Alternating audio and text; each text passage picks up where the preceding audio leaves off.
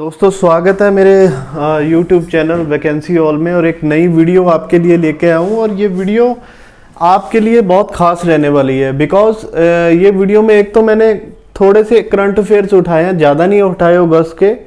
तो इस current affairs को मेमोराइज कैसे करके रखना है, और सेकेंडली जब हम करंट अफेयर्स पढ़ते हैं तो एग्जामिनर कैसे सोचता है कि मैंने एग्जाम्स में कैसे क्वेश्चन डालने हैं, बच्चे को कैसे फंसाना है। बिकॉज आज थोड़े से मैं प्रूफ करके दिखाऊंगा आपको कि एग्जामिनर कैसे फंसाता है आपको और आप कैसे फंस जाते हो आसानी से। बिकॉज हम क्या करते हैं, क्वेश्चंस को डीप नहीं कोई भी पढ़ते।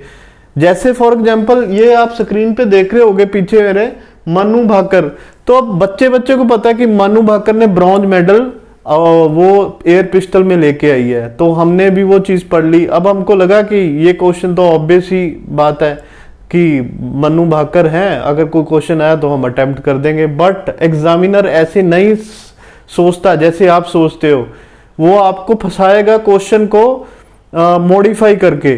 तो आपने क्या करना है, अब थोड़ा सा होशियार होके बारीकी में पढ़ना है, बिल्कुल डिटेल्ड में पढ़ना है, सो दैट आप फंस ना पाओ एग्जाम्स में। एग्जामिनर कैसे भी क्वेश्चन को मॉडिफाई कर ले, आपको थोड़ा सा एग्जामिनर जो है उसके पॉइंट ऑफ व्यू से पढ़ना है, उनका दिमाग से पढ़ना है कि वो जैसे सोचते हैं हमको वैसे पढ़ना है। तो जैसे मनु भाकर जी का क्वेश्चन है, वो रिसेंटली ब्रॉन्ज मेडल जीते, तो उन्होंने ये नहीं पूछना कि वो किस मनु भाकर जी ने कौन सा मेडल जीता। उन्होंने ये पूछना है, अगर क्वेश्चन आया ये तो उन्होंने पूछना है कि उनकी कैटेगरी क्या थी। अब कई बच्चे तो होशियार हैं, मान लो वो डिटेल में पढ़ रहे हैं तो वो तो इजी क्वेश्चन अटेम्प्ट कर पाएंगे।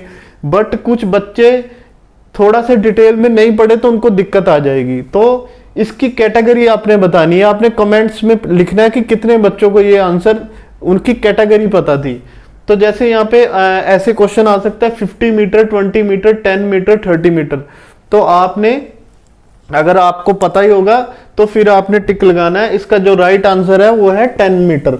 तो मान लो 3-4 महीने बाद ये पेपर होना है, तब आपको मेमोराइज ना रहे तो आप फंस जाओगे कि कौन सी कितनी मीटर की कैटेगरी थी। या तो फिर आप तुक्का मारोगे कि 10 मीटर की थी या 50 मीटर की थी।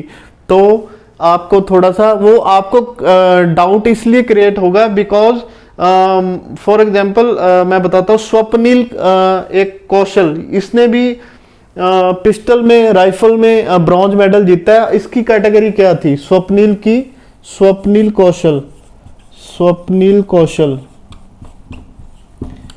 इसने भी ब्रॉन्ज मेडल जीता है। तो इसकी कैटेगरी क्या थी?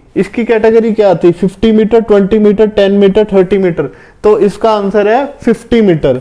तो अब दोनों की कैटेगरीज आपको पता चल गई। स्वप्निल ने जीता है 50 मीटर एयर राइफल में और मनु ने जीता है 10 मीटर एयर राइफल में। और इसका मिक्स जो सरबजोत सिंह के साथ था वो भी 10 मीटर एयर पिस्टल में इन्होंने ब्रॉन्ज जीता था। तो प्लीज आप कैटेगरी को थोड़ा सा ज्यादा फोकस करें, और किस प्लेयर ने कौन सा अवार्ड पहले जीता हुआ है। भारत रत्न नहीं, अर्जुन अवार्ड और ऐसे ही काफी अवार्ड्स किस किस प्लेयर को पहले मिले हुए हैं। आपने डिटेल में अकेले प्लेयर की हिस्ट्री पढ़नी है। अगर आपको करंट अफेयर्स में सच्ची में अच्छे मार्क्स लेने हैं और दूसरे बच्चों को आपने पीछे छोड़ना है, तो आपको डिटेल में पढ़ना पड़ेगा। तो अभी एक रेसलर है हमारा, वो भी जिनका नाम है अमन शेरावत, इन्होंने भी ब्रॉन्ज मेडल जीता है। इनकी कैटेगरी कौन सी थी? अमन शेरावत जी की कैटेगरी कौन सी थी? तो इनकी कैटेगरी आप प्लीज नोट डाउन कर लीजिए अपने नोटबुक्स में। 57 kg फ्री स्टाइल रेसलिंग इन्होंने लड़ी थी। तो आपने कैटेगरी को रट्टा मार लेना है। आपको सीधा सिर्फ ये नहीं सिंपल देखना कि अमन शेरावत रेसलर थे, उन्हें ब्रॉन्ज मेडल मिला। आपने कैटेगरी भी पढ़नी है उनकी, ठीक है जी। हॉकी में इंडिया ने ब्रॉन्ज मेडल जीता, किस टीम को बीट करके जीता? ये आपको अगर पता है तो आप कमेंट्स में भी बताओगे। इसका आंसर है स्पेन को बीट करके इंडिया ने हॉकी का ब्रॉन्ज मेडल जीता। तो आपने हॉकी की सारी डिटेल जाननी है, उसका विनर भी बताना है, वो सारे आपने करंट अफेयर्स में पढ़ने हैं, ठीक है जी। इस तरह मैं आपको बता रहा था कि एग्जामिनर जिस पॉइंट ऑफ व्यू से सोचता है वैसे ही आपने सोचना है। आपने हर तरीके से करंट अफेयर को, हर क्वेश्चन को मॉडिफाई करके पढ़ना है, ना कि सीधा सीधा पढ़ना है। सीधा सीधा क्वेश्चन किसी एग्जाम में नहीं आएगा अब, क्योंकि 2024 है, कंपटीशन बहुत ज़्यादा है, तो आपको थोड़ा सीरियसली होके पढ़ना है। अब प्रीति सूदन यूपीएससी की नई चेयरमैन बन गई है, प्रीति सूदन, तो आप सबको पता ही होगा, जिनको नहीं पता वो नोट डाउन कर सकते हो आप। प्रीति सूदन, प्रीति सूदन, ठीक है जी,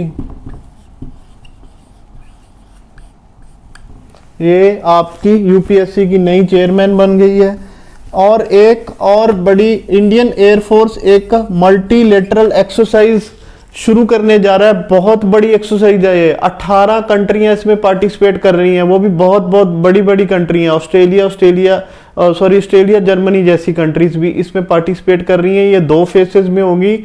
फर्स्ट फेज इसका होगा तमिलनाडु में, एक सूलर एक जगह का नाम है वहां पे, और दूसरा होगा जोधपुर में। तो इस एक्सरसाइज का नाम है तरंग शक्ति, तरंग शक्ति, तरंग शक्ति। तो प्लीज इसको नोट डाउन कर लीना, तरंग शक्ति। और एक सुब्रतो कप किस स्पोर्ट्स को लेकर एसोसिएटेड है, तो आपने ये भी कमेंट्स में बताना है। सुब्रतो कप किसके स्पोर्ट्स को लेकर एसोसिएटेड है, ये मैं नहीं बताऊंगा, आप कमेंट्स में बता देना।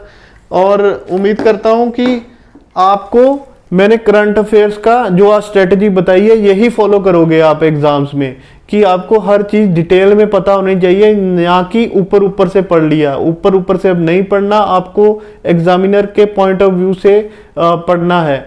आपको हर चीज, अगर कोई प्लेयर जीता है तो उसकी कौन सी कैटेगरी है, तो किस कैटेगरी में उसने मेडल लिया। और अगर कोई और करंट अफेयर्स है, मान लो किसी देश का प्रेसिडेंट बना है, प्राइम मिनिस्टर बना है, तो आपको उसकी पूरी हिस्ट्री जाननी है, उस कंट्री का पूरा डिटेल जान लेनी है। साथ के साथ आपकी सारी चीजें कवर हो जाएंगी। जैसे बांग्लादेश में अब नए प्रधानमंत्री बने हैं, उनका क्या नाम है, और उनको कौन कौन से पहले अवार्ड मिल चुके हैं, वो सारी डिटेल आपके सर्च करनी है खुद ये वीडियो देखकर। तो उम्मीद करता हूँ ये वीडियो आपको पसंद आई होगी। गवर्नमेंट जॉब्स के लिए जॉब अलर्ट्स आपको मैं अपडेट करता रहूँगा, कौन सी वैकेंसी निकली है, पेपर को कैसे क्रैक करना है, किसका क्या सिलेबस है, ये सारी तमाम चीज़ें आपको मेरे चैनल पे देखने को मिलेंगी। सो उम्मीद करता हूँ ऐसी ही वीडियोस देखने के लिए आप चैनल को सब्सक्राइब कीजिए, बेल नोटिफिकेशन प्लीज़ प्रेस कर लीजिए, सो दैट आपको कोई भी नोटिफिकेशन मिस ना हो। So thank you so much.